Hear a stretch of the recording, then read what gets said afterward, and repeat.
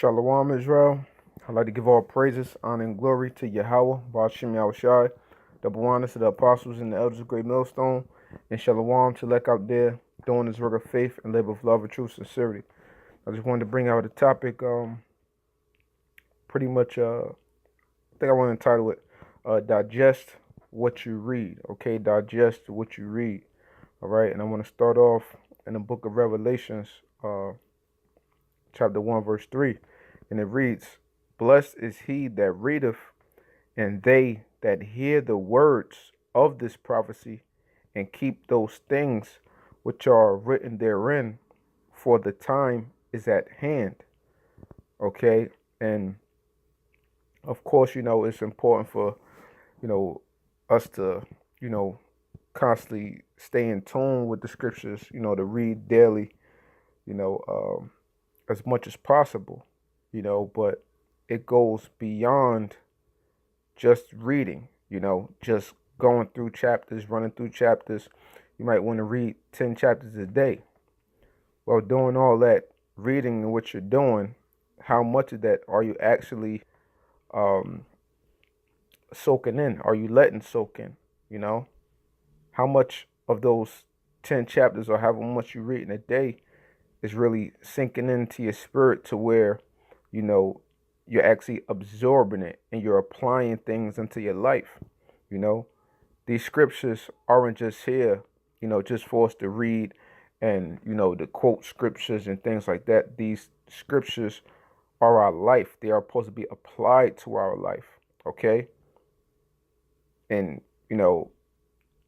depending on, what exactly you're reading, sometimes, you could be trying to read 10 or 20 chapters or something a day. That could be too much, because how much of that are you actually going to retain? Now, you have our the historical parts of the scriptures, our history, where you go through, King David, King Solomon, and stuff like that. You may read a nice significant amount, and it may not have a whole bunch of different things that you would have to meditate on, say as a, like a Proverbs or something like that. But in every scenario, in which you look at, there are jewels and gems to be grabbed out of each and every scenario that we find here within these scriptures, within our history, you know, and that's why it's so important to study. Study is much more than just reading. Okay, it's much more than just reading. All right. The Second Timothy's 2:5, and it says, "Study to show thyself approved unto the Most High, a workman that needeth not to be ashamed, rightly dividing the word of truth." Now, when you study, you're reading, you're memorizing, and you're letting it soak in. You want to meditate with the scriptures as well, you know. So when you study to show yourself approved, you're going to be able to rightly divide the word of truth, because you put that time in, because you let it soak in. And then wisdom will pour out of you abundantly when you allow that to happen. When you take your time with your readings and your, your studies and stuff like that. We got to keep in mind that, this is a marathon.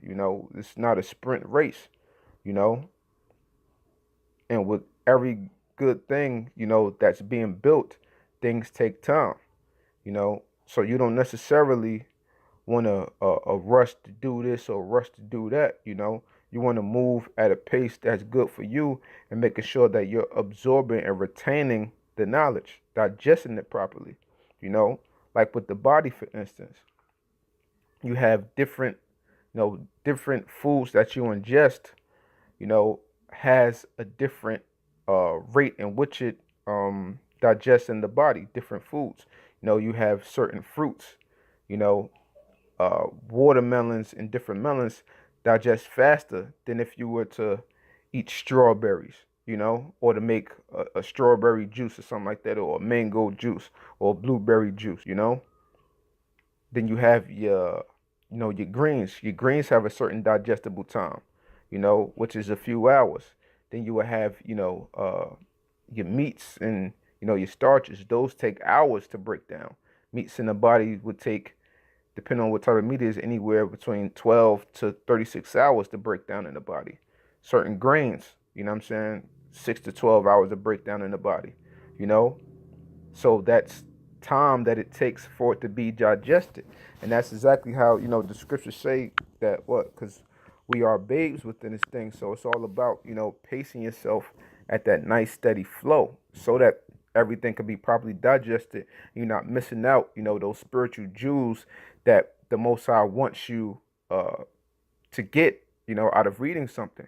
Because a lot of the times, we read our history over and over. We read these scriptures over and over, but I guarantee you it's always something that you may have missed or the Most High ain't let you to see at one given time, but now he allows you to see it when you read that scripture again, because that's what I call the manifold ways of YAHAWASHI. You can read one scripture a number of different times and be able to get different perspectives on it, and be able to pull more wisdom up out of it each and every time. That's powerful. All right. So this is 1 Corinthians 3:1. And our brethren cannot speak unto you as unto carnal, but as unto cannot speak unto you as spiritual, but as unto carnal, even as unto babes in Yahawashi. I have fed you with milk and not with meat, for hitherto you were not able to bear it, neither yet now are ye able. So just like what Paul using this as an example, what a baby system is not built up to deal with meat just yet, but is ready, to deal with the milk, and it's much more easier on the baby system, easily digestible and everything, but that meat, that would clog up the baby system because the baby hasn't developed to the point to be able to digest that, So it's the same thing when we read in these scriptures, we take our time, and we build upon the knowledge, in which we know, you don't go and just, like for instance, when you read certain books or certain material, you don't just read it and run through it. You read it and you study it, you take your time with it. Anybody could read a book, say, 300 pages within a week, if you really take the time out and apply yourself to put in the effort to do that. But what out of that, did you retain? How much of those 300 pages are you going to be able to apply into your life if you just breeze through it instead of actually studying the material in which you're reading? You going through it, you meditating upon that. And that's what's most important, about this word and letting it sink in.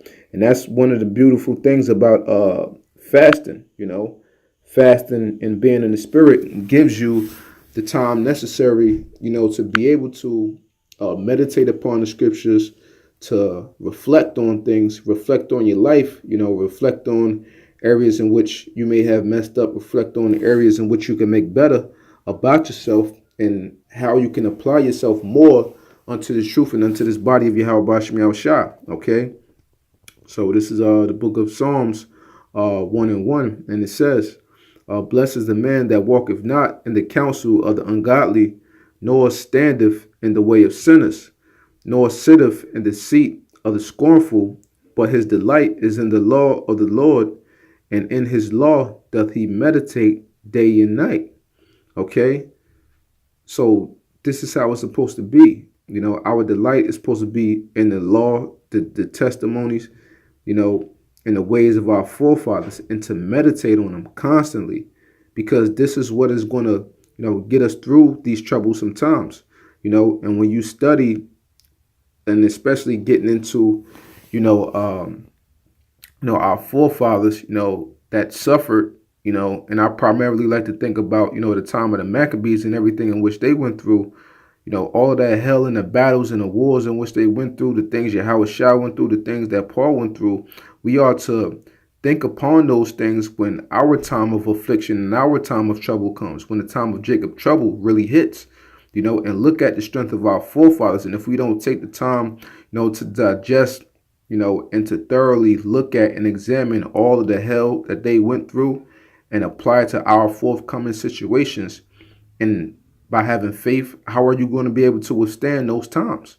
You know, this is why you really, really have to let those things soak in. You have to really let, you know, the fact that you're going to have to suffer, you're going to continuously suffer even more than now, soak into your brain, soak into your spirit, man, you know, and prepare yourself for this mentally, because we know that this is more of a mental battle, you know, than a physical one, you know, because the weapons of our warfare are not carnal but spiritual, and we war with our minds versus the darkness of this world, versus the evils of this world that try to tear us down, man.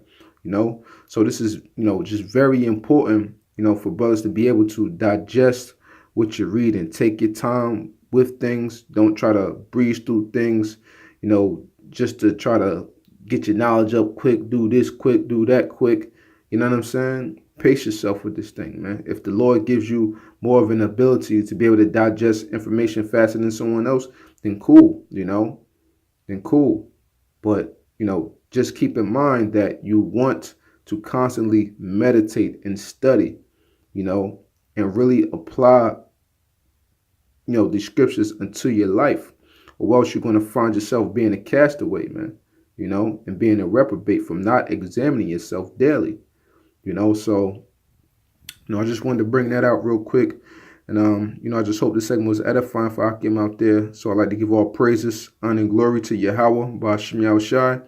Double honors to the apostles and the elders of Great Millstone. And Shalawam to Lek out there, doing his work of faith and labor of love with true sincerity. Shalawam.